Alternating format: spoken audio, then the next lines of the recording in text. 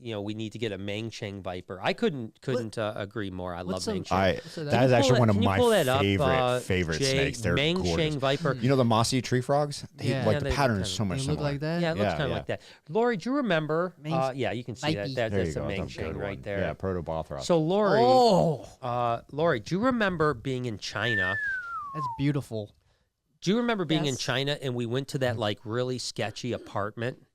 Oh my God! And we this is a good story. Yeah, it was like this apartment. It's like China is different to begin with, right?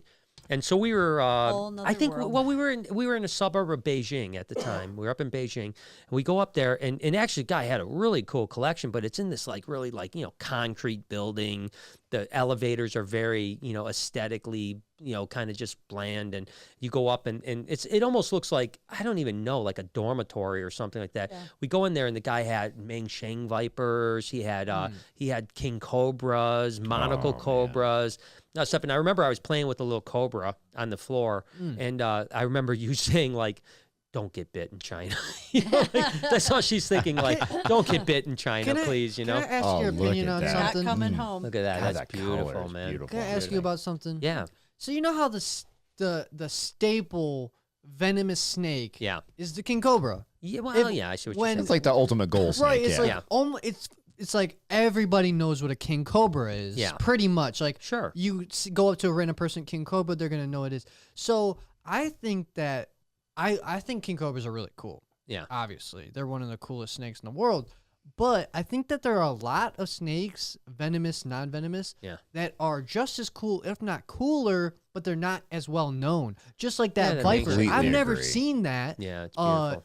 But damn, that thing is way more beautiful to me personally than a king cobra. I think the thing about the king never heard of it. I think the thing about the king is the fact that it's a venomous snake that can get 15 foot long. So it's super intelligent. Okay. It can pump more venom into you than any other snake on the planet. So it has all these intangibles about it that is so unique. Yeah. It's the largest venomous snake on the planet. 15 foot. Yeah. Huh? So he put this guy up, but I would actually love say that this guy's a beautiful one. It's the Aspida, I think. That red one, dude. But if you put up the blue insularis, I'm telling you, blue insularis your eyes will widen. And those aspers are actually, they call those hairy bush vipers. And what they call those. Hairy bush vipers is what they call it. Yeah, Oh, this is the insularis. These guys are from Indonesia. Beautiful animals. These are some of my favorites. It's one of my bucket species for sure to get at one point. So we saw some of those. Yeah, they're gorgeous. In the wild, in Indonesia. Yeah, and right. we actually saw these setting like. Did you actually? No shit. We didn't see them in the wild. Didn't see them in the wild. We saw them in collections. They were pretty common in collections. But yeah, they're a rainforest animal. Big time rainforest animal. Very beautiful. But they're insularis are real, and not all of them are blue, but the blue ones are truly amazing. They're for sure sought after. Yeah, those are you can see some of the ones are green and stuff like that. You would need like there's a Trimosaurus over here. Yeah, you need like permits. No, I don't think you need permits for those. I think that they're pretty, Probably depends on the state. In the state, in the county. Yeah, if you're like Michigan's pretty lax. I can have a king cobra without a permit at all here. So that's cool. Yeah, it's beautiful snakes. I just wanted to bring up because Noah said what? 666. Oh, we went down to 664. Hail Satan.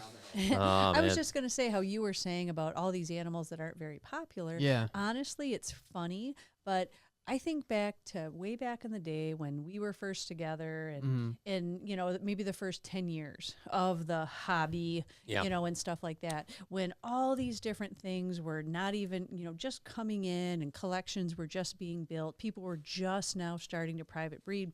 The biggest thing that was out there was like all these different kinds of colubrids and stuff like that, which would be a king snake, rat snake. Yeah, corns, gophers. Corns, right. And there's so many cool animals that you never see now, like you said. Now it's like, okay, corn snake, ball python, Mexican black. I mean? I think there's still so many cool animals that people now would be like, oh my God, what is that? But back in the day, like we knew what all of those were. I think that Melendorphi. I think that there's been a resurgence of colubrids over the last 5-6 years. I think there's been I think ball pythons. But I would encourage people. Like, you know what? If you're just now in the hobby, do a little research because there are some really awesome, cool I mean, we just animals. got some colubrids in today that we used to work with about 15 years ago. I won't ruin the surprise, but it'll be in a vlog in the next couple days.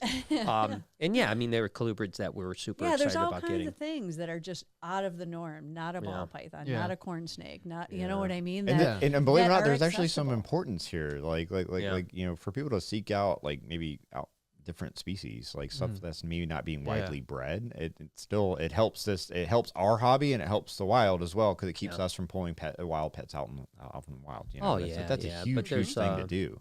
Yeah, it is something that, you know, like even bull snake mutations and stuff like that. That used to be, there was a guy named Terry Van Deventer that had probably 25 different bull snake mutations.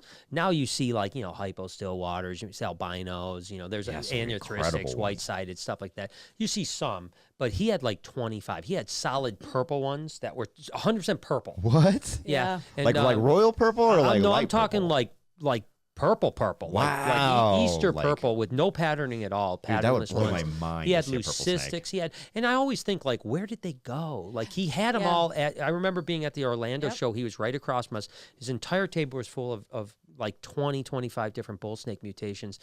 And of that, maybe 5 of them now are being offered. Like, where did the other 20 go? No, I think it's just like anything. They just kind of petered out because like, you know, it's just the whole market comes and goes with people who are interested and not. And there were so many things at some point, and then the interest went down, and people stopped working with them. And well, I think what happened too is ball pythons became so popular that people before were like, flooded the market. Before ball pythons, that's it. Well, that was the thing. Yeah, I think that's what happened is like people were like, well, I can breed this really cool conspiculatus, or I can breed this, you know, whatever Mollendorfi or whatever it is, or I can put a ball python there and make a lot more money. Exactly. And ball pythons were cool. You made a lot of money. Yeah, and the ball pythons were cool, but they were just a lot of money, so people were like, I could get into that. And it was the new thing. Kind of like boas are now, really. Yeah, and well, that happened to our collection though too. If you think about it, because we were breeding Bismarck ring pythons, D'Albert's pythons. We had remember we had. Oh my God, we had so many of those. Oh yeah, we had. You never see those anymore. You really never see those. Yeah, we had a ton of Bismarck ring pythons, and